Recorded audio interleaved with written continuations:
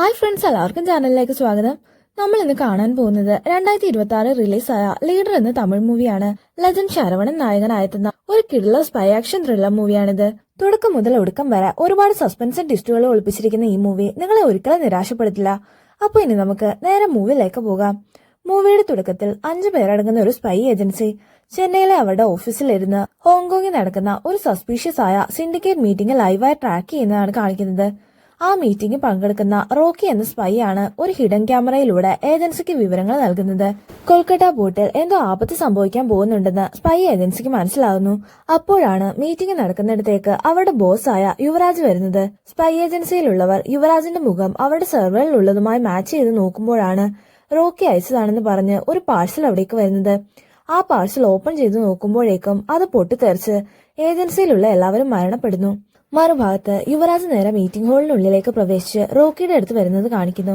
കൂടെ എന്ന് ചതിച്ചതിന് പകരമായി നിർദാക്ഷിണ്യം യുവരാജ് അവനെ കൊന്നുകളയുന്നു. നെക്സ്റ്റ് സീനിൽ തായ്ലാന്റിലെ ഒരു പോർട്ടിൽ നിന്നും യുവരാജിന്റെ കണ്ടെയ്നർ കപ്പൽ മാർഗം തൂത്തുക്കുടിയിലേക്ക് ട്രാൻസ്ഫർ ചെയ്യുന്നതാണ് കാണിക്കുന്നത്.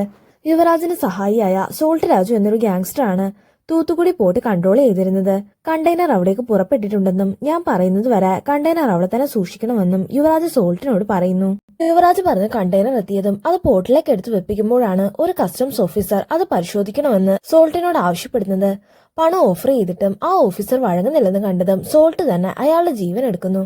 മറുഭാഗത്ത് തൂത്തുക്കുടിയിൽ ഒരു മെക്കാനിക്കായി ജോലി നോക്കുന്ന ശക്തിവേലിനെയാണ് കാണിക്കുന്നത്. ഭാര്യ മരിച്ച ശക്തിവേലിന് ആകെ സ്വന്തമെന്ന് പറയാൻ മകൾ ഐറിൻ മാത്രമാണ് ഉണ്ടായിരുന്നത്. അമ്മയില്ലെങ്കിലും ആർക്കും അസൂയ തോന്നുമെന്ന സ്നേഹത്തോടെയാണ് ശക്തിവേൽ മകളെ നോക്കിയിരുന്നത്. അമ്മയുടെ കുറവ് അറിയാതിരിക്കാൻ വഴി അമ്മ മീരയുമായി വീഡിയോ കോളിംഗ് സംസാരിക്കുന്നത് പോലെ ശക്തിവേൽ മകൾക്ക് ഒരു ആപ്പ് ക്രിയേറ്റ് ചെയ്ത് കൊടുക്കുന്നു. അതുവഴി അമ്മയോടെന്ന പോലെ ഐറിൻ സംസാരിക്കാറുണ്ടായിരുന്നു. മാത്രമല്ല ഐറിൻ ഒരു കേൾവിശക്തി ഇല്ലാത്ത കുട്ടിയായിരുന്നു. അതുകൊണ്ട് തന്നെ അവൾ ഹിയറിംഗ് എയ്ഡ് ഉപയോഗിച്ചിരുന്നു. ഐറിനെ ഹോസ്പിറ്റലിൽ കാണിക്കുമ്പോൾ അവൾ ഒരു ഡെക്സ്ട്രോ കാർഡിയാക് അഥവാ ഹാർട്ട് വലതുഭാഗത്തുള്ള ആളാണെന്ന് ഡോക്ടർ ശക്തിവേലിനോട് പറയുന്നു. മാത്രമല്ല ഐറിന്റെ ഇയർ സർജറി എത്രയും വേഗം നടത്തണമെന്നും ഡോക്ടർ അവനോട് പറയുന്നു. സർജറിക്കുള്ള ക്യാഷ് അറേഞ്ച് ചെയ്തുകൊണ്ടിരിക്കുകയാണെന്നും ശരിയായ ഉടനെ അതിനായി വിദേശത്തേക്ക് പോകാമെന്നും ശക്തി മറുപടി പറയുന്നു. നെക്സ്റ്റ് സീനിൽ ശക്തി ഐറിനെ വിളിക്കാൻ സ്കൂളിലേക്ക് വരുന്നതാണ് കാണിക്കുന്നത്. പക്ഷെ അപ്പോഴാണ് ഐറിന്റെ ക്ലാസ്സുകാരെ ഇന്ന് നേരത്തെ വിട്ടെന്ന് ടീച്ചർ ശക്തിയോട് പറയുന്നത്. ഇത് കേട്ടതും ഐറിൻ എവിടെയാണെന്നറിയാതെ ശക്തി ആകെ പാനിക്കാവുന്നു. ചുറ്റുമുള്ള കുട്ടികളെ നോക്കുമ്പോൾ ശക്തിയുടെ കാഴ്ച ചെറുതായി മങ്ങിപ്പോകുന്നു. കൃത്യം ഈ സമയത്താണ് ഐറിൻ അവിടേക്ക് വന്ന് ശക്തിയുടെ കൈയിൽ പിടിക്കുന്നത്. ക്ലാസ് നേരത്തെ വിട്ടതുകൊണ്ട് ഞാൻ ഫ്രണ്ട്സിന്റെ കൂടെ അച്ഛൻ വരുന്നത് വെയിറ്റ് ചെയ്യായിരുന്നെന്ന് ഐറിൻ പറയുമ്പോഴാണ് ശക്തി ഒന്ന് ഓക്കെ ആവുന്നത്. നെക്സ്റ്റ് സീനിൽ സോൾട്ട് കൊന്ന കസ്റ്റംസ് ഓഫീസറുടെ മകൾ അനുഷയുടെ ബർത്ത്ഡേ പാർട്ടിയാണ് കാണിക്കുന്നത്. ഭർത്താവിനെ വിളിച്ചിട്ട് കോള് കിട്ടാത്തതുകൊണ്ട് അനുഷയുടെ അമ്മ തന്നെയാണ് കേക്ക് തിരി കത്തിക്കുന്നത്. ബർത്ത്ഡേ ആഘോഷിക്കാൻ അച്ഛൻ വരാത്തതുകൊണ്ട് പിണങ്ങിയിരിക്കുകയെന്ന അനുഷ അമ്മയുടെ നിർബന്ധത്തിന് കേക്ക് കട്ട് ചെയ്യാൻ അതിനടുത്തേക്ക് വരുമ്പോഴാണ് കേക്ക് ബ്ലാസ്റ്റ് ചെയ്യുന്നത്. അവിടെ നടന്ന സംഭവങ്ങളൊക്കെ ഒരു വീഡിയോ റെക്കോർഡ് ആയിട്ടുണ്ടായിരുന്നു. ആ വീഡിയോ റെക്കോർഡിംഗ് തൂത്തുക്കുടിയിലെ ഒരു സ്റ്റേഷൻ ഇൻസ്പെക്ടറായ ഇന്ദ്ര തന്റെ സുപ്പീരിയേഴ്സിനെ പ്ലേ ചെയ്ത് കാണിക്കുന്നു. ആ കസ്റ്റംസ് ഓഫീസറിനെ കൊന്ന് അന്ന് തന്നെ അയാളുടെ കുടുംബത്തെ ഇല്ലാതാക്കിയത് സോൾട്ട് രാജു ആണെന്ന് അറിയാമെങ്കിലും അയാൾക്കെതിരെ എന്താണ് ആക്ഷൻ എടുക്കാത്തതെന്ന് ഇന്ദ്ര DIGയോട് ചോദിക്കുന്നു. മാത്രമല്ല അയാളുടെ കണ്ടെയ്നർ യാർഡിൽ എന്തൊക്കെ ഇല്ലീഗൽ ആക്ടിവിറ്റീസ് നടക്കുന്നുണ്ടെന്നും അത് ചെക്ക് ചെയ്യാൻ പെർമിഷൻ തരണമെന്നും ഇന്ദ്ര DIGയോട് പറയുന്നു. ഇത്തരം കാര്യങ്ങളൊക്കെ പുതിയതായിട്ട് ചാതെടുക്കാമെന്ന് SP യോട് സംസാരിച്ചാൽ മതിയെന്നും വെറുതെ എന്നെ ബുദ്ധിമുട്ടിക്കരുതെന്നും പറഞ്ഞ് DIG അവളെ വഴക്കു പറയുന്നു. കുടുംബപരമായി വലിയൊരു പോലീസ് പാരമ്പര്യമുള്ള ഭക്തവാചാലമാണ് തൂത്തുക്കുടി പുതിയ SP ആയി ചാർജ് എടുക്കുന്നത്. അദ്ദേഹത്തിന്റെ കുടുംബത്തിലെ ഭൂരിഭാഗം പേരും പോലീസ് ഫോഴ്സിലായതുകൊണ്ടും മുത്തശ്ശന്റെ ആഗ്രഹം സാധിച്ചു കൊടുക്കാനുമാണ് ആർമി ജോലി ഉപേക്ഷിച്ച് ഭക്തവാചാലം പോലീസ് ജോയിൻ ചെയ്യുന്നത്. നെക്സ്റ്റ് സീനിൽ ഇന്ദ്രയോട് DYSP സംസാരിക്കുന്നതാണ് കാണിക്കുന്നത്. സുപ്പീരിയേഴ്സ് പറഞ്ഞ അനുസരിച്ച് കസ്റ്റംസ് ഓഫീസറിന്റെ കേസിന് പിറകെ പോകുന്നത് നിർത്തിക്കൂടെയെന്ന് അയാൾ ഇന്ദ്രയോട് ചോദിക്കുന്നു. മാത്രമല്ല സോൾട്ടിനെ പോലുള്ളവരുടെ പിറകെ പോകുന്നത് ജീവന് തന്നെ ആപത്താണെന്നും അയാൾ അവളെ ഉപദേശിക്കുന്നു. പക്ഷെ ഇന്ദ്ര തന്റെ തീരുമാനത്തിൽ തന്നെ ഉറച്ചു നിൽക്കുന്നു. ആ DYSP സത്യത്തിൽ സോൾട്ട് രാജുവിന്റെ ആളായിരുന്നു. ഇന്ദ്ര അവിടെ നിന്ന് പോയതും ഇക്കാര്യങ്ങളൊക്കെ അയാൾ സോൾട്ടിനെ വിളിച്ചറിയിക്കുന്നു. ഇന്ദ്രയുടെ കേസ് അന്വേഷണം തങ്ങൾക്കൊരു തലവേദനയാകാതിരിക്കാനും ഇനി ഇതുപോലെ തങ്ങൾക്കെതിരെ വരുന്നവർക്ക് ഒരു മുന്നറിയിപ്പ് കൊടുക്കാനും വേണ്ടി ഇന്ദ്രയെ കൊല്ലാൻ സോൾട്ട് തീരുമാനിക്കുന്നു. തന്റെ സ്റ്റേഷനിലെ PC ഫാത്തിമയെ ഒരു ചായക്കാരിയുടെ വേഷത്തിൽ പോർട്ടിൽ നടക്കുന്ന കാര്യങ്ങൾ അറിയാൻ ഇന്ദ്ര ചുമതലപ്പെടുത്തിയിരുന്നു. ചില വിവരങ്ങൾ പറയാൻ ഫാത്തിമ ഇന്ദ്രയെ കോൾ ചെയ്യുമ്പോൾ ഇന്ദ്ര അവളുടെ വീട്ടിലായിരുന്നു ഉണ്ടായിരുന്നത്. ഇന്ദ്ര ഏതോ ഒരു ബുക്ക് നോക്കുമ്പോൾ അതിനുള്ളിൽ നിന്നും അവളെ യുവരാജു ഒരുമിച്ചുള്ള ഒരു ഫോട്ടോ താഴേക്ക് വീഴുന്നു. അത് കണ്ടതും അവളുടെ ഉള്ളിലൂടെ അവനെ ഒന്നിച്ചുള്ള ചില ഓർമ്മകൾ കടന്നു പോകുന്നു. അച്ഛൻ സത്യമൂർത്തിയുടെ വിളിയാണ് അവളെ അതിൽ നിന്ന് തിരിച്ചു കൊണ്ടുവരുന്നത്. നമ്മൾ എന്തെങ്കിലും കാര്യത്തിൽ നിന്ന് വെളി വേണമെന്ന് കരുതിയ അതുമായിട്ട് ബന്ധപ്പെട്ട സകല കാര്യങ്ങളും ഒഴിവാക്കണമെന്ന് സത്യമൂർത്തി അവളോട് പറയുന്നു. അപ്പോഴാണ് മൊബൈൽ ബെല്ലടിച്ചത് ഇന്ദ്രയുടെ ശ്രദ്ധയിൽപ്പെടുന്നത്. ഫാത്തിമ പറഞ്ഞ അനുസരിച്ച് അവളെ മീറ്റ് ചെയ്യാനായി ഇന്ദ്ര ഒരു വഴിയോരത്ത് വണ്ടി ബ്രേക്ക് ഡൗൺ ആയതുപോലെ നിർത്തിയിടുന്നു. ശേഷം ആ വഴി വന്ന് ചായക്കാരിയോട് ചായ വാങ്ങി കുടിക്കുന്നെന്ന രീതിയിൽ ആർക്കും സംശയം തോന്നാത്ത വിധമാണ് ഇന്ദ്ര ഫാത്തിമയോട് സംസാരിക്കുന്നത്. ടെർമിനലിനകത്തേക്ക് കയറാൻ പാടാണെന്നും പക്ഷെ മേഡം സംശയിച്ചതുപോലെ ക്ലിയറൻസ് കിട്ടാത്ത പല കണ്ടെയ്നറുകളും യാർഡിലുണ്ടെന്നും ഫാത്തിമ ഇന്ദ്രയോട് പറയുന്നു. അവര് സംസാരിച്ചുകൊണ്ടിരിക്കുന്ന സമയത്താണ് ശക്തിയുടെ വണ്ടി ആ വഴി വരുന്നത്. ശക്തിയുടെ വർക്ക്ഷോപ്പിലാണ് സോൾട്ടിന്റെ എല്ലാ വണ്ടികളും റിപ്പയർ ചെയ്തിരുന്നത്. ശരിയാക്കിയ വണ്ടികൾ ഡെലിവറി ചെയ്യാനായി ശക്തി മിക്ക സമയങ്ങളിലും കണ്ടെയ്നർ യാർഡിൽ വരുന്നത് ഫാത്തിമ കണ്ടിട്ടുണ്ടായിരുന്നു. ശക്തിയെ കൂടെ നിർത്തിയ അവിടെ നടക്കുന്നതിനെ കുറിച്ച് കൂടുതൽ അറിയാൻ കഴിയുമെന്ന് ഫാത്തിമ ഇന്ദ്രയോട് പറയുന്നു. പിറ്റേ ദിവസം ശക്തിയും മകളും ചെറിയൊരു പർച്ചേസിംഗിനായി ഷോപ്പിലേക്ക് പോകുമ്പോൾ അവരെ ഫോളോ ചെയ്ത് ഇന്ദ്ര അവിടെ പിന്നാലെ ഉണ്ടായിരുന്നു. പോക്കറ്റിൽ നിന്ന് എടുക്കുന്ന സമയത്താണ് ശക്തി അറിയാതെ അവന്റെ ID കാർഡ് താഴേക്ക് വീഴുന്നത്. അത് കണ്ടതും ആരും അറിയാതെ ഇന്ദ്ര അതിന്റെ ഒരു ഫോട്ടോ എടുക്കുന്നു. അപ്പോഴേക്കും ID നിലത്ത് കിടക്കുന്നത് കണ്ട് അയർൻ അതെടുത്ത് ശക്തിയെ ഏൽപ്പിക്കുന്നു. ഷോപ്പിൽ നിന്ന് ഇറങ്ങിയ ശേഷം ശക്തി ഒരു ഹോസ്പിറ്റലിലേക്കാണ് പോകുന്നത്. ശക്തിയുടെ കാറിൽ നിന്ന് ഒരു യുവതി അയർനും കൂടെ ഹോസ്പിറ്റലിനുള്ളിലേക്ക് കയറുന്നത് ഇന്ദ്രയെ കാണുന്നുണ്ടായിരുന്നു. അവരെ അവിടെ വിട്ടിട്ട് ശക്തി മറ്റെവിടെയൊക്കെ പോകുമ്പോൾ ഇന്ദ്ര അവനെ ഫോളോ ചെയ്ത് പിന്നാലെ പോകുന്നു. എന്നാൽ അവളുടെ പിന്നാലെ അവളെ കൊല്ലാനായി സോൾട്ട് രാജുവും അവന്റെ ആളുകൾ ഫോളോ ചെയ്യുന്നത് ഇന്ദ്ര അറിയുന്നില്ല. കുറച്ച് മുന്നോട്ട് പോയതും ഒരു കോള് വന്നിട്ട് ശക്തി കാറ് സൈഡിലേക്ക് ഒതുക്കുന്നു. ശക്തിയെ ഫോളോ ചെയ്തു വരികയായിരുന്ന ഇന്ദ്ര അപ്പോഴാണ് തങ്ങൾക്ക് കുറച്ചു മുമ്പിലായി ചെക്കിംഗ് നടത്തുന്ന SP ഭക്തവചാലത്തെ കാണുന്നത്. കണ്ട സ്ഥിതിക്ക് ഒന്ന് സംസാരിച്ചിട്ട് പോകാമെന്ന് കരുതി ഇന്ദ്ര SPയുടെ അടുത്തേക്ക് നടന്നെടുക്കുമ്പോഴാണ് സോൾട്ടിന്റെ ആളുകൾ അവൾക്ക് നേരെ പെട്രോൾ എറിയുന്നത്. ശേഷം സോൾട്ട് അവൾക്ക് നേരെ ലൈറ്റർ ഓണാക്കി എറിയുന്നെങ്കിലും കൃത്യസമയത്ത് SP അവളെ രക്ഷപ്പെടുത്തുന്നു. അത് കണ്ട് സോൾട്ട് അവിടെ നിന്ന് സ്ഥലം വിടുന്നു. ഇന്ദ്രയ്ക്ക് നേരെ പെട്രോൾ എറിഞ്ഞവന്മാരെ കസ്റ്റഡിയിൽ എടുക്കുന്നെങ്കിലും വ്യക്തിവൈരാഗ്യത്തിന് പുറത്ത് ചെയ്തതാണെന്ന് അവർ കള്ളം പറയുന്നു. ഇങ്ങനെ ജോയിൻ ചെയ്ത് കുറച്ചു കാലത്തിനുള്ളിൽ തന്നെ തനിക്ക് നേരെ വധശ്രമം ഉണ്ടാകാൻ മാത്രം കാരണം എന്താണെന്ന് SP ഇന്ദ്രയോട് തിരക്കുന്നു. മറുപടിയായി കസ്റ്റംസ് ഓഫീസറിന് സംഭവിച്ച കാര്യങ്ങളും സോൾട്ട് രാജുവിനെ കുറിച്ചും ഇന്ദ്ര SP പറയുന്നു. എല്ലാം കേട്ടതും ഫാത്തിമ എത്രയും വേഗം അവിടെ നിന്ന് തിരിച്ചു വിളിക്കണമെന്നും തൽക്കാലം ഈ കേസ് കൂടുതൽ ഇൻവോൾവ് ആവരുതെന്നും SP ഇന്ദ്രയെ വാൺ ചെയ്യുന്നു. പക്ഷെ പിറ്റേ ദിവസം രാവിലെ ഫാത്തിമയുടെ ജീവനറ്റ ശരീരമാണ് ഇന്ദ്ര കാണുന്നത്. താൻ കാരണം ഫാത്തിമയ്ക്ക് ഇങ്ങനെ സംഭവിച്ചതെന്നോർത്ത് ഇന്ദ്രയാകെ തളർന്നു പോകുന്നു. പക്ഷെ ഈ സമയം സത്യമൂർത്തി അവളെ ആശ്വസിപ്പിക്കുന്നു. സോൾട്ട് രാജുവിന്റെ കള്ളത്തരങ്ങൾ പുറത്തു കൊണ്ടുവന്നാലേ ഫാത്തിമയുടെ ആത്മാവിന് ശാന്തി കിട്ടുമെന്ന് ഇന്ദ്ര പറയുമ്പോൾ അതിന് അവരുടെ കൂടെ തന്നെ ഉള്ള ഒരാളെ യൂസ് ചെയ്യുന്നതാണ് നല്ലതെന്ന് സത്യമൂർത്തി മറുപടി പറയുന്നു. അത് കേട്ടതും ഇന്ദ്രയ്ക്ക് ശക്തിയാണ് ഓർമ്മ വരുന്നത്. ശേഷം ഇന്ദ്ര നേരെ ശക്തി വർക്ക് ചെയ്യുന്ന വർക്ക്ഷോപ്പിലേക്ക് പോകുന്നു. അധികം വളച്ചുകെട്ടില്ലാതെ തന്നെ ഇവിടെ റിപ്പയറിങ്ങിന് കൊണ്ടുവരുന്ന സോൾട്ടിന്റെ കാറിൽ ഒരു ഓഡിയോ ബഗ് വെക്കാവോ എന്ന് ഇന്ദ്ര ശക്തിയോട് ചോദിക്കുന്നു. പക്ഷെ ശക്തി അപ്പോൾ തന്നെ പറ്റില്ലെന്ന് മറുപടി പറയുന്നു. ഇന്ദ്ര പലതവണ നിർബന്ധിച്ചിട്ടും സോൾട്ടിന്റെ സ്വഭാവം വ്യക്തമായിട്ട് അറിയാവുന്നതുകൊണ്ട് ശക്തി അതിന് സമ്മതിക്കുന്നില്ല. ശേഷം അന്ന് വൈകുന്നേരം ശക്തി അയറിനെ വിളിക്കാൻ സ്കൂളിലേക്ക് പോയിക്കൊണ്ടിരിക്കുമ്പോഴാണ് സോൾട്ടിന്റെ ഒരു സഹായി അവനെ കോൾ ചെയ്യുന്നത്. ഇന്ദ്ര ഇന്ന് നിന്നെ കാണാൻ വന്ന എന്തിനാണെന്നും അവൾ എന്താണ് നിന്നോട് സംസാരിച്ചതെന്നും അയാൾ ചോദിക്കുമ്പോൾ ശക്തി ഉണ്ടായ കാര്യം അതുപോലെ പറയുന്നു. ശേഷം തനിക്ക് മകളെ വിളിക്കാൻ സമയമായെന്ന് പറഞ്ഞിട്ട് ശക്തി ആ കോള് കട്ട് ചെയ്യുന്നു. പക്ഷെ സ്കൂളിലെത്തുമ്പോഴാണ് കുട്ടികളൊക്കെ പോയെന്നും അയറിന് അവിടെ ഇല്ലെന്നും ശക്തിക്ക് മനസ്സിലാവുന്നത്. അങ്ങനെ മകളെ കാണാത്ത ടെൻഷനിൽ നിൽക്കുമ്പോഴാണ് മുൻപ് വിളിച്ച് സോൾട്ടിന്റെ സഹായി വീണ്ടും കോൾ ചെയ്യുന്നത്. ഇന്ദ്രയോട് നീ വണ്ടിയിൽ ഓഡിയോ ബഗ് വെക്കാൻ പറ്റില്ലെന്ന് പറഞ്ഞെങ്കിൽ പിന്നെ നീ ഡെലിവറി ചെയ്ത വണ്ടിയിൽ എങ്ങനെയാ അത് വന്നതെന്ന് അയാൾ ചോദിക്കുമ്പോൾ ഞാൻ അങ്ങനെ ചെയ്തിട്ടില്ലെന്ന് ശക്തി ഉറപ്പിച്ചു പറയുന്നു. നീ ചെയ്ത തെറ്റിന് പകരമായി നിന്റെ മകൾ ഇപ്പോ ഞങ്ങളുടെ കൂടെയാണെന്നും അവളെ ഒരു കണ്ടെയ്നറിൽ കയറ്റി അല്പസമയത്തിനുള്ളിൽ കപ്പലിൽ കയറ്റി അയക്കുമെന്നും പറഞ്ഞ് അയാൾ കോള് കട്ട് ചെയ്യുന്നു. ഇത് കേട്ടതും ശക്തി ആകെ പാനിക്കായി ഉടൻ തന്നെ പോർട്ടിലേക്ക് പോകുന്നു. ശക്തി അവിടെ കോള് ചെല്ലുമ്പോൾ സീലൈൻ എന്നെഴുതിയ ഒരു കണ്ടെയ്നർ അവിടെ നിന്ന് പുറപ്പെടുന്നതാണ് കാണുന്നത്. അവിടെ ഉണ്ടായിരുന്ന സോൾട്ടിന്റെ ആളുകളെ എല്ലാം എതിർത്ത് ശക്തി ആ കണ്ടെയ്നറിന് പിന്നാലെ പോകുന്നു. അല്പസമയത്തെ ചേസിന് ശേഷം ആ കണ്ടെയ്നർ സ്റ്റോപ്പ് ചെയ്ത് അത് ഓപ്പൺ ചെയ്യുമ്പോൾ ശക്തി ശരിക്കും ഷോക്കാവുന്നു. കാരണം അതിനുള്ളിൽ അയറിന് പകരം അടുക്കി വെച്ചിരുന്ന കുറെ പാക്കറ്റുകളാണ് ഉണ്ടായിരുന്നത്.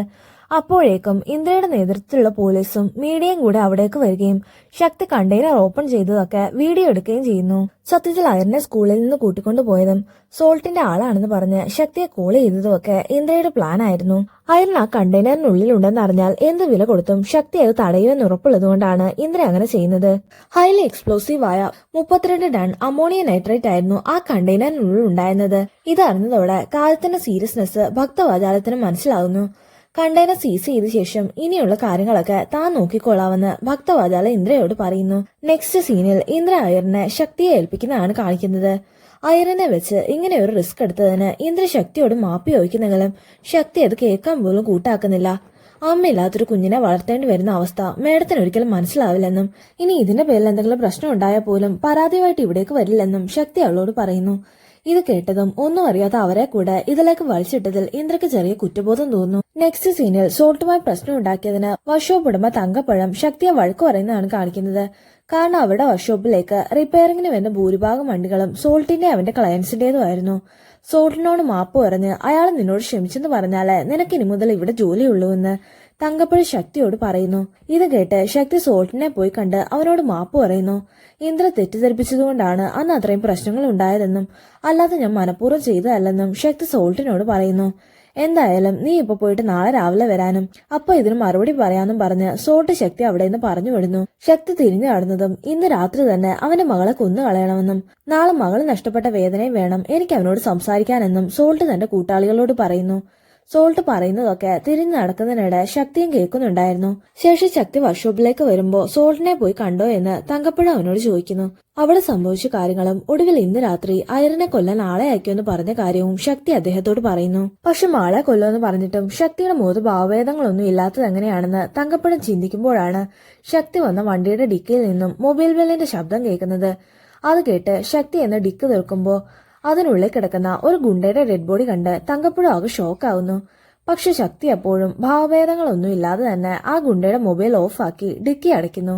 കൃത്യ ഈ സമയത്താണ് SP ഭക്തവാചാലം ശക്തിയെ കാണാൻ അവിടേക്ക് വരുന്നത്. ശക്തിയുടെ വീടും നാട് ഫാമിലിയെ കുറിച്ചും ഒക്കെ SP അവനോട് ചോദിച്ചു മനസ്സിലാക്കുന്നു.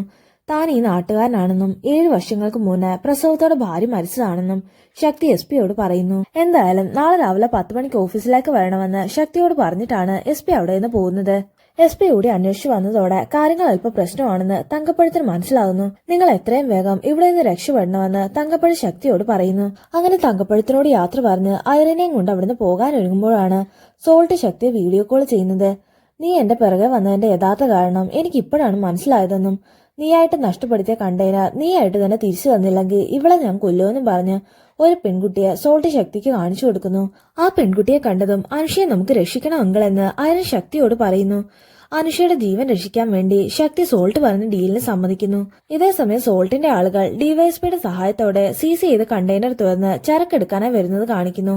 പക്ഷെ കണ്ടെയ്നർ തുറന്നതും അതിനകം കാലിയായിരിക്കുന്നത് കണ്ട് അവരെല്ലാം ഷോക്കാവുന്നു. ഡിവൈഎസ്പി സംശയം ഉണ്ടായിരുന്നതുകൊണ്ടും അയാൾ ഇങ്ങനെ എന്തെങ്കിലും ചെയ്യുമെന്ന് തോന്നിയതുകൊണ്ടും ഒറിജിനൽ ചരക്ക് മറ്റൊരു കണ്ടെയ്നറിലേക്ക് മാറ്റി ഒപ്പം അതുപോലത്തെ മറ്റു 2 കണ്ടെയ്നറുകളും സിറ്റിയിലൂടെ തുടർച്ചയായി മൂവിംഗ് പൊസിഷനിൽ വെക്കാനാണ് SP പ്ലാൻ ചെയ്തത്. ഇതേസമയം കണ്ടെയ്നറിനുള്ളിൽ ചരക്കില്ലെന്നറിഞ്ഞ് സോൾട്ട് അക്കാര്യം ശക്തിയെ അറിയിക്കുന്നു. പക്ഷെ അത് കേട്ടതും SPയുടെ പ്ലാൻ ഊഹിച്ചതുപോലെ ശക്തി സോൾട്ടിനോട് മറ്റൊരു കാര്യം ആവശ്യപ്പെടുന്നു. ചരക്കുള്ള കണ്ടെയ്നറിന് സമാനമായ 8 കണ്ടെയ്നറുകൾ തനിക്ക് വേണമെന്ന് ശക്തി സോൾട്ടിനോട് പറയുന്നു. മറുഭാഗത്ത് ശക്തിയുടെ ഐഡന്റിറ്റി അന്വേഷിക്കുന്ന SPക്ക് അവനെന്ന് പറഞ്ഞതൊക്കെയും കള്ളമാണെന്ന് മനസ്സിലാവുന്നു. ഇന്ദ്ര എന്ന് ഫോട്ടോ എടുത്ത ശക്തിവേലിന്റെ ID കാർഡ് ഫേക്ക് ആണെന്നും ശക്തിവേൽ എന്ന മറ്റൊരാളുടെ ഐഡന്റിറ്റി അവൻ യൂസ് ചെയ്യുകയായിരുന്നെന്നും അവർക്ക് മനസ്സിലാവുന്നു. ഒപ്പം തങ്കപ്പഴത്തിന്റെ വർക്ക്ഷോപ്പിൽ നിന്ന് ശക്തി ഉപദ്രവിച്ച് ഡിക്കി വെച്ച സോൾട്ടിന്റെ ആളുകളെയും പോലീസ് കണ്ടെത്തുന്നു. അതോടെ അവൻ വെറും ഒരു നിസ്സാരക്കാരനല്ലെന്ന് അവർക്ക് മനസ്സിലാവുന്നു. എത്രയും പെട്ടെന്ന് അവന്റെ മറ്റു ഡീറ്റെയിൽസ് കണ്ടെത്തണമെന്ന് SP ഇന്ദ്രയെ പറഞ്ഞേൽപ്പിക്കുന്നു. മറുഭാഗത്ത് ഈ സമയം ശക്തി സോൾട്ടിന്റെ കണ്ടെയ്നറുകൾ ഉപയോഗിച്ച് SP ഏർപ്പാടാക്കിയ കണ്ടെയ്നറുകൾ ബ്ലോക്ക് ചെയ്യുന്നു. ഒപ്പം 3 എണ്ണത്തിൽ നിന്ന് ചരക്കുള്ള കണ്ടെയ്നർ ഏതാണെന്ന് മനസ്സിലാക്കി അതുമായി സോൾട്ട് പറഞ്ഞ ലൊക്കേഷനിലേക്ക് പോകുന്നു. പക്ഷെ അവിടെ ചെല്ലുമ്പോൾ സോൾട്ടിനൊപ്പം SP നിൽപ്പുണ്ടായിരുന്നു. ശക്തി അവിടെ അടുത്തേക്ക് ചെല്ലുമ്പോൾ തന്നെ SP വിളിച്ചറിയിച്ചിട്ട് മജിസ്ട്രേറ്റ് അവിടേക്ക് വരുന്നു. ഒരു അത്യാവശ്യ കാര്യം ആയതുകൊണ്ടാണ് ഞാൻ സാറിനെ ഇപ്പോൾ ബുദ്ധിമുട്ടിച്ചതെന്ന് പറഞ്ഞ് SP ആദ്യമേ മജിസ്ട്രേറ്റിനോട് ക്ഷമ ചോദിക്കുന്നു. ശേഷം മജിസ്ട്രേറ്റിന്റെ കൂടെ വന്ന ആളുകൾ കണ്ടെയ്നറിലുണ്ടായിരുന്ന ചരക്കിന്റെ സാമ്പിൾ എടുത്ത് ടെസ്റ്റ് ചെയ്യുന്നു. പക്ഷെ ടെസ്റ്റ് കഴിഞ്ഞതും റിപ്പോർട്ട് വാങ്ങി നോക്കിയിട്ട് അതിലുള്ളത് ഫെർട്ടിലൈസറായി യൂസ് ചെയ്യാൻ പറ്റിയ അമോണിയം നൈട്രേറ്റ് ആണെന്നും അതുകൊണ്ട് കണ്ടെയ്നർ ഉടനെ സോൾട്ടിന് വിട്ടു നൽകാനും മജിസ്ട്രേറ്റ് ഉത്തരവിടുന്നു. ശേഷം പോകും മുമ്പ് സോൾട്ടിനെ ഒന്ന് നോക്കിയിട്ടാണ് മജിസ്ട്രേറ്റ് അവിടെ നിന്ന് പോകുന്നത്. അപ്പോഴാണ് മജിസ്ട്രേറ്റ് അവരുടെ ആളാണെന്ന് SPക്ക് മനസ്സിലാവുന്നത്. ശേഷം കണ്ടെയ്നറും കൊണ്ട് സോൾട്ട് അവിടെ നിന്ന് പോകുന്നു. ഈ സമയം ശക്തിയാവട്ടെ അനുഷയുടെ അടുത്തേക്ക് നടക്കുന്നു. അപ്പോഴാണ് ഇന്ദ്ര SPയെ കോൾ ചെയ്ത് താൻ അറിഞ്ഞ വിവരങ്ങൾ പറയുന്നത്. കുറച്ചു നാളുകൾക്ക് മുമ്പ് 2 പെൺകുട്ടികളെയും കൊണ്ടാണ് ശക്തി തൂത്തുക്കുടിയിലേക്ക് വരുന്നത്. അത് ശക്തിയുടെ മകൾ അയറിന് ഇവിടെയുള്ള സ്കൂളിൽ അഡ്മിഷൻ ശരിയാക്കി കൊടുത്തതും ശക്തിക്ക് വർക്ക്ഷോപ്പിൽ ജോലി ശരിയാക്കിയതും ഒക്കെ ഇന്ദ്രയുടെ അച്ഛൻ സത്യമൂർത്തിയായിരുന്നു. ഇതൊക്കെ അറിഞ്ഞ ശേഷം ശക്തിയുടെ ഫോട്ടോ ഇന്റലിജൻസിന് അയച്ചു കൊടുക്കുമ്പോഴാണ് ഞെട്ടിക്കുന്ന ചില വിവരങ്ങൾ കൂടെ ഇന്ദ്രയ്ക്ക് മനസ്സിലാവുന്നത്. 7 വർഷങ്ങൾക്ക് മുമ്പ് ഒരു സീക്രട്ട് ഏജൻസിയിലാണ് ശക്തി ജോലി ചെയ്തിരുന്നത്. പക്ഷെ ശക്തി ഒഴികെ ആ ഏജൻസിയിൽ ഉണ്ടായിരുന്ന മറ്റാരും ഇന്ന് ജീവനോടെ ഇല്ല. സ്വന്തം ഭാര്യയെ ഉൾപ്പെടെ അവരെ എല്ലാവരും അവൻ തന്നെ കൊന്നതാണെന്നും ശേഷം 6 വർഷം ഒരു അൺഡിസ്ക്ലോസ്ഡ് ലൊക്കേഷനിൽ ജയിൽ ശിക്ഷ അനുഭവിക്കുകയായിരുന്നെന്നും ഇന്ദ്ര SP-യോട് പറയുന്നു. ഇതൊക്കെ കേട്ട് ഒരു ഞെട്ടലോടെ നോക്കുമ്പോൾ ശക്തി ഒരു റിമോട്ട് പ്രസ് ചെയ്യുന്നതും ആ സമയം കണ്ടെയ്നറിനുള്ളിലുണ്ടായിരുന്ന ഒരു കേക്ക് ബ്ലാസ്റ്റായി പിന്നീട് ആ കണ്ടെയ്നർ മുഴുവനായി പൊട്ടിത്തെറിക്കുന്നതുമാണ് കാണുന്നത്. പക്ഷേ ശക്തിയാകട്ടെ യാതൊരു പതർച്ചയുമില്ലാതെ അനുഷയുമായി അവിടെ നിന്ന് പോകുന്നു. നടന്ന സംഭവങ്ങൾക്കൊക്കെ DIG SP-യാണ് കുറ്റപ്പെടുത്തുന്നത്. ശേഷം കേസ് NIA-യിലേക്ക് ട്രാൻസ്ഫർ ചെയ്ത് ഭക്തവാചാലത്തിനെ സസ്പെൻഡ് ചെയ്യുന്നു. മറുഭാഗത്ത് യുവരാജ് തൂത്തുക്കുടി ഹാർബറിൽ വന്നിരിക്കുന്നതാണ് കാണിക്കുന്നത്. ശക്തിയെക്കുറിച്ചുള്ള സകല ഡീറ്റെയിൽസും എടുക്കണമെന്ന് യുവരാജ് തന്റെ ആളുകളോട് പറയുന്നു. ഇതേസമയം ഐറിനെ അനുഷയും കൂട്ടി ഓർഫണേജിലേക്ക് പോയിക്കൊണ്ടിരുന്ന ശക്തിയെ സത്യമൂർത്തി കോൾ ചെയ്യുന്നു. അവർ ഹോമിലേക്ക് പോവുകയാണെന്ന് അറിയുമ്പോൾ എവിടെയാണെങ്കിലും ഒന്ന് സൂക്ഷിക്കണമെന്ന് സത്യമൂർത്തി അവന് മുന്നറിയിപ്പ് നൽകുന്നു. നമ്മൾ കരുതിയതുപോലെ ഡെവൽ ഇപ്പോൾ തൂത്തുക്കുടി ഹാർബറിൽ എത്തിയിട്ടുണ്ടെന്നും അവൻ ഇത്തവണ വലിയ എന്തോ പ്ലാനുമായിട്ടാണ് വന്നിരിക്കുന്നതെന്നും ശക്തി സത്യമൂർത്തിയോട് പറയുന്നു. ശക്തിയോട് സംസാരിച്ച് കോൾ കട്ട് ചെയ്യുമ്പോഴാണ് ഇന്ദ്രയും കൂട്ടി ഭക്തവാചാലം അവിടേക്ക് വരുന്നത്. ശക്തി ആരാണെന്നും നിങ്ങൾ എന്തിനാണ് അവനെ സഹായിച്ചതെന്നും ഭക്തവാചാലം ചോദിക്കുമ്പോൾ അവർ സത്യങ്ങൾ അറിയാൻ സമയമായെന്ന് സത്യമൂർത്തിക്കും തോന്നുന്നു. അതുകൊണ്ട് തന്നെ അദ്ദേഹം അവരോട് സത്യങ്ങൾ പറയുന്നു. മറുഭാഗത്ത് യുവരാജിന്റെ അടുത്ത് സോൾട്ടിന്റെ ആളുകൾ ശക്തിയുടെ ഫോട്ടോ കാണിച്ചു കൊടുക്കുന്നു. ആ ഫോട്ടോ കണ്ടതും യുവരാജ് ഉടനെ അവന്റെ ഒരു ഗാർഡിനെ വിളിച്ച് മുൻപ് എലാജയിൽ ഒരുത്തിനെ ഫിനിഷ് ചെയ്യാൻ പറഞ്ഞിട്ട് നീ അത് ചെയ്തിരുന്നോ എന്ന് തിരക്കുന്നു. ഇല്ലെന്നും മറുപടി പറഞ്ഞതും അടുത്ത നിമിഷം തന്നെ കൂടെ നിന്ന് മറ്റൊരു ഗാർഡ് ആദ്യത്തെ ഗാർഡിനെ കൊലപ്പെടുത്തുന്നു. മറ്റു ഭാഗത്ത് സത്യമൂർത്തി പറയുന്ന ശക്തിയുടെ ഫ്ലാഷ് ബാക്ക് ആണ് കാണിക്കുന്നത്. ശക്തിയുടെ യഥാർത്ഥ പേര് പൊന്മാരൻ എന്നായിരുന്നു. 11 പേരടങ്ങുന്ന ഒരു സ്പൈ ഏജൻസിയുടെ ലീഡറായിരുന്നു പൊന്മാരൻ. തികച്ച സാധാരണക്കാരായ സൊസൈറ്റിയിൽ ജീവിച്ച് മിലിറ്ററിയിലെ റോയിലെ ഡബിൾ ക്രോസ് ചെയ്യുന്നവരെ അവരുടെ ഫാമിലി പോലും അറിയാതെ എലിമിനേറ്റ് ചെയ്യുന്നതായിരുന്നു അവരുടെ ജോലി. തികച്ച യാദൃശികമായി അത്തരത്തിലൊരു മിഷനിടയിലാണ് പൊന്മാരൻ മീരയെ കണ്ടുമുട്ടുന്നത്. ശേഷം അവന്റെ സീനിയറാണ് മീരയെ അവരുടെ ടീമിലേക്ക് സജസ്റ്റ് ചെയ്യുന്നത്.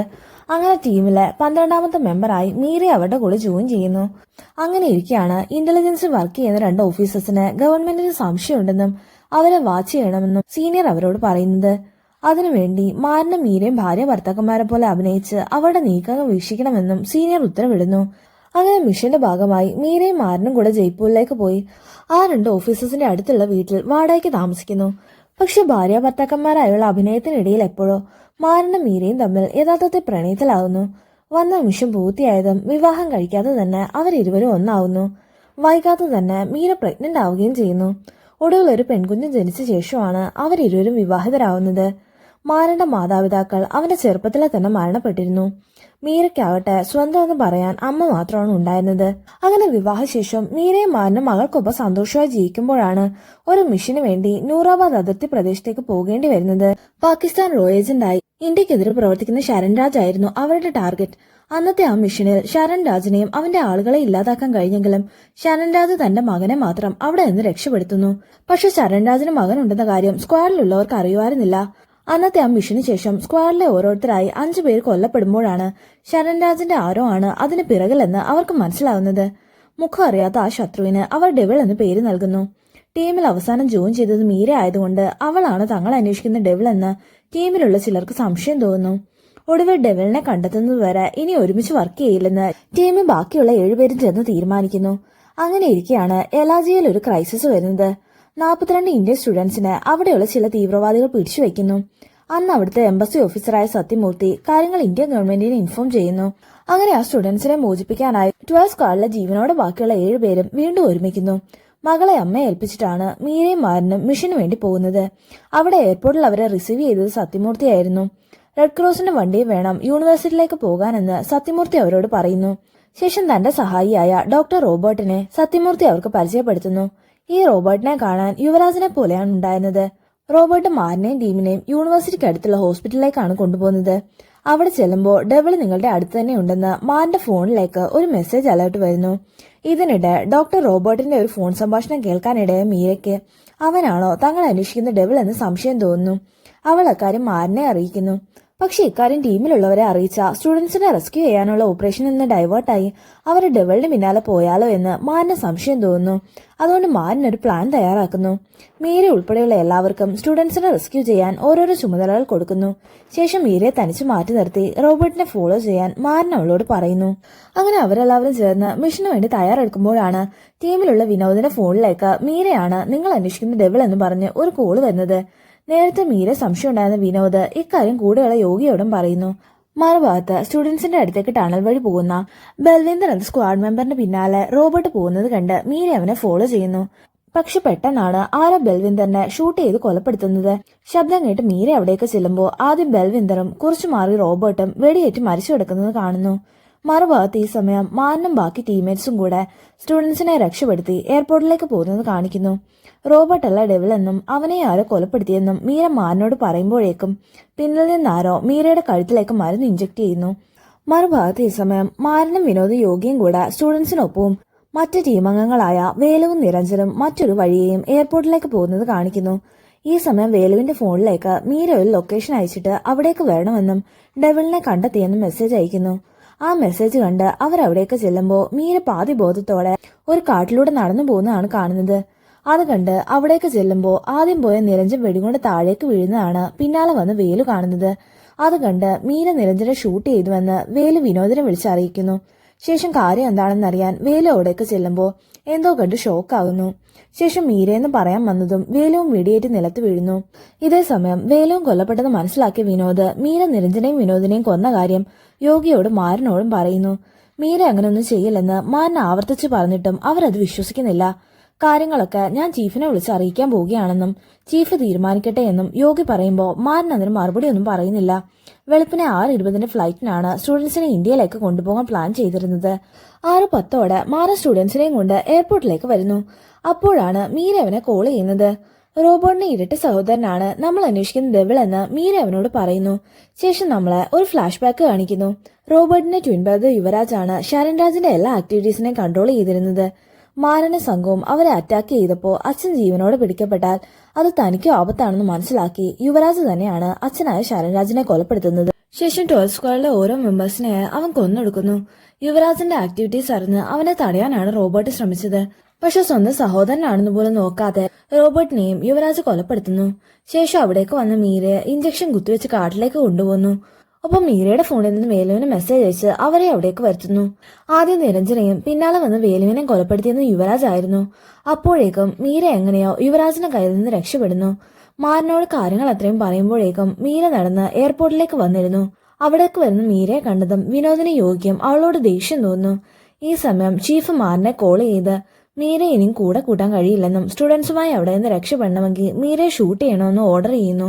അപ്പോഴേക്കും അവർ അവിടെ നിന്ന് അനുമതിയില്ലാതെ പോകുന്ന അറിഞ്ഞ് എലാർജിയ പോലീസും അവിടേക്ക് വരുന്നു. പെട്ടെന്ന് ഒരു തീരുമാനം എടുത്തില്ലെങ്കിൽ സ്റ്റുഡൻസിനെ രക്ഷപ്പെടുത്താനാവില്ലെന്ന തിരിച്ചറിവിൽ മാരൻ തന്നെ മീരയെ ഷൂട്ട് ചെയ്യുന്നു. മാരൻ തന്നെ ഷൂട്ട് ചെയ്ത വേദനയിലാണ് മീര നിലത്തേക്ക് വീഴുന്നത്. ആ കാഴ്ച കാണാനായി യുവരാജും അവിടേക്ക് വരുന്നു. സത്യത്തിൽ മാരന്റെ കൈകൊണ്ട് തന്നെ മീരയെ കൊല്ലിക്കണമെന്നതും യുവരാജിന്റെ ഒരു മധുരപ്രതികാരമായിരുന്നു. അതുകൊണ്ടാണ് കൂടെയുള്ളവർ മീരയെ സംശയിക്കുന്നത് പോലെ അവൻ കരുക്കൾ നീക്കിയത്. മീരയെ കൊലപ്പെടുത്തിയ ശേഷം വണ്ടിയിലുണ്ടായിരുന്ന സ്റ്റുഡൻസിനെ മാരൻ വിമാനത്തിലേക്ക് കയറ്റുന്നു.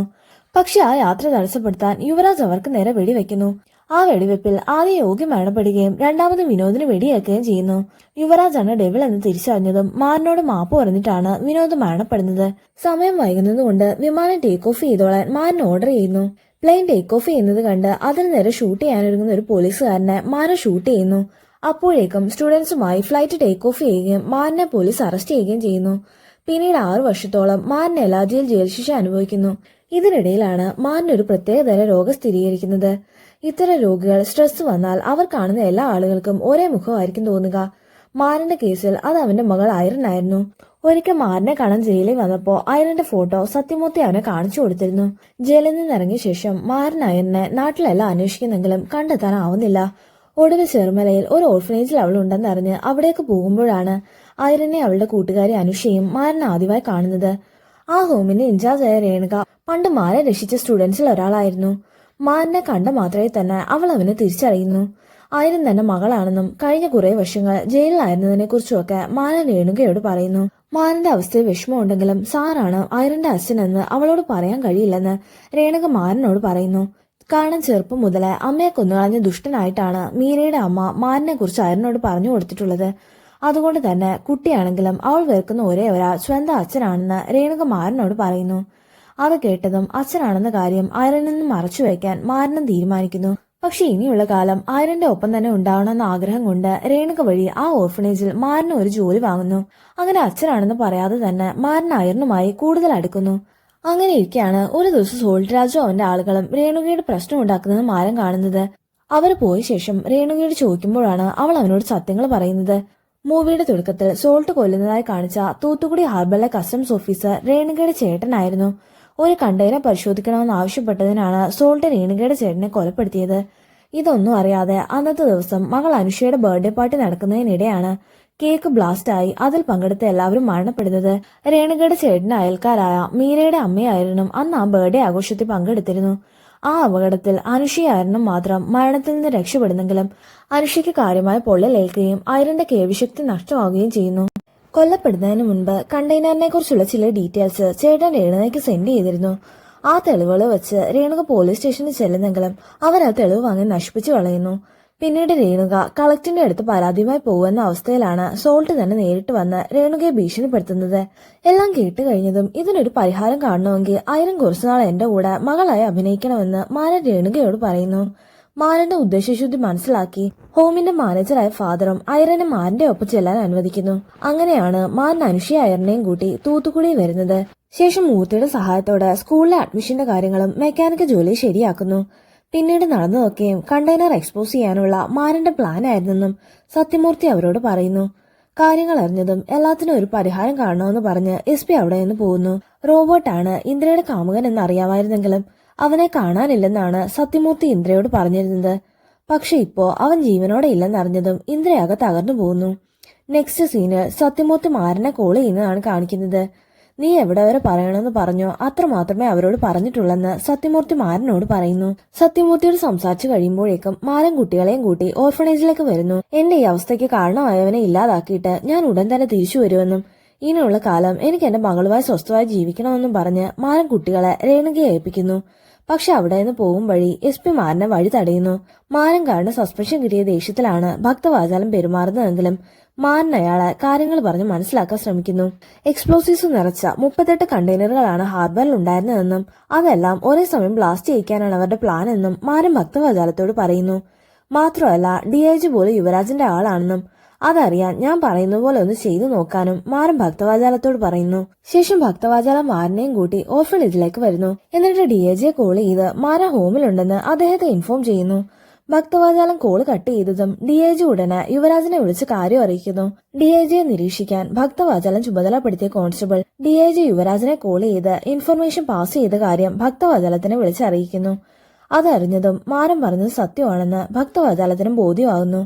എന്തായാലും കാര്യങ്ങൾ ഇത്രയും വഷളായ സ്ഥിതിക്ക് മാരൻ ഉടനെ അയറിനെയും കൊണ്ട് ദൂരെ എവിടേക്കെങ്കിലും രക്ഷപ്പെടണമെന്ന് ഭക്തവാചാലം അവനോട് പറയുന്നു. അയറിനെയും കൊണ്ട് രക്ഷപ്പെടുന്നതിന് മുന്നേ ചെയ്തു തീർക്കാനുള്ള കാര്യങ്ങൾ മാരൻ ഭക്തവാചാലത്തെ പറഞ്ഞേൽപ്പിക്കുന്നു. കണ്ടെയ്നേഴ്സ് ബ്ലാസ്റ്റ് ചെയ്ത് തൂത്തുക്കുടി ഹാർബർ പൂർണ്ണമായി ഇല്ലാതാക്കാനാണ് യുവരാജ് പ്ലാൻ ചെയ്തത്. തൂത്തുക്കുടി ജില്ലയിലെ പോലീസ് മുഴുവൻ യുവരാജിന്റെ കൂടെ ആയതുകൊണ്ട് സാറിന്റെ പോലീസ് ഫോഴ്സിലുള്ള കുടുംബക്കാരെ ഉപയോഗിച്ച് ആ ബ്ലാസ്റ്റ് തടയണമെന്ന് മാരൻ ഭക്തവാചാലത്തോട് പറയുന്നു. ഒപ്പം തങ്ങളെ തേടി ഓർഫനേജിലേക്ക് വരുന്ന യുവരാജിനെ നേരിടാൻ മാരൻ ഇന്ദ്രയുടെ സഹായം തേടുന്നു. ഒരു മിഷൻ എന്നതിലുപരി റോബർട്ടിനെ കൊന്നവനോടുള്ള പ്രതികാരം തീർക്കാൻ ഒരവസരം പോലെയാണ് മാരൻ ഇന്ദ്രയെ ആ ജോലി ഏൽപ്പിക്കുന്നത്. ശേഷം അയറിനെയും കൂട്ടി മാരൻ നേരെ റെയിൽവേ സ്റ്റേഷനിലേക്ക് പോകാനും രേണുക ആ സമയം ഈ വിസയും കൊണ്ട് അവിടേക്ക് വരണമെന്നുമായിരുന്നു അവർ പ്ലാൻ ചെയ്യുന്നത്.